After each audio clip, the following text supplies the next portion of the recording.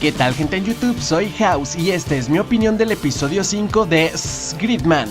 Primero debo resaltar el sueño de Hibiki, pues podemos ver que siendo Gridman fue atravesado por una lanza al más puro estilo de Evangelion 2.0. De hecho, antes de estrenarse el episodio, un animador de Trigger publicó una imagen donde la referencia es más que evidente. Así que podemos ver que Trigger nos está cocinando un final de aquellos. A muchos les gusta ver cosas épicas de principio a fin, pero a mí no. A mí me gusta cuando las series llegan a un status quo y podemos ver más a los personajes interactuar entre sí con más calma. Y qué mejor que con el clásico capítulo de piscina. Ya saben, si no hay un capítulo de piscina no es un buen anime. Y aunque no es una piscina como tal, fue el pretexto para Trigger por mostrarnos ese fanservice que nosotros siempre estamos dispuestos a recibir con los brazos abiertos. ¡Oh sí! Pero se nota mucho cómo se ahorra la animación, pues en las partes donde practican con los remos son limitadas a escenas congeladas recorridas únicamente por la cámara en sí, aunque no es para quejarse, pues la gracia de esta serie está en las peleas. Aún así debo resaltarlo,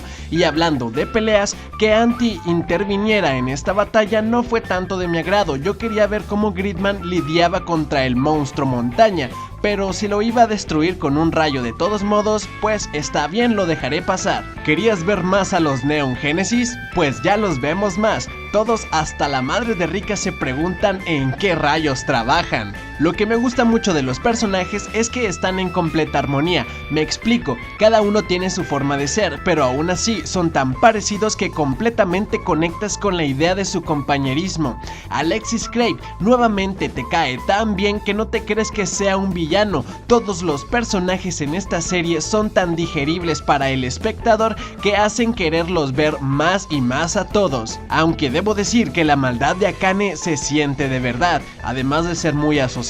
De hecho, podría ser como cualquiera de nosotros que preferiríamos un sábado completo de League of Legends a salir a la vida real. Bueno, eso es mi caso con el día de ayer en el mundial. Ya solo me falta un compañero del mal. Luego vemos un destello al estilo Trigger y repasamos las veces que vimos a Ako de Little Witch Academia.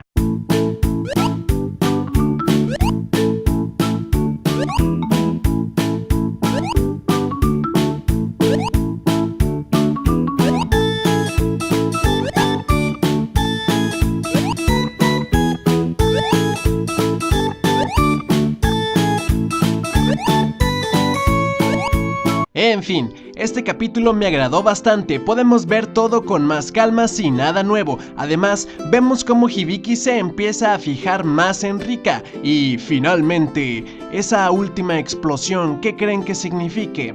¿Será el mal del que nos previno Gridman en el capítulo pasado? ¿O estaremos viendo cómo todo regresa a la normalidad después de una batalla? Yo soy House y nos vemos en un próximo video, un próximo click.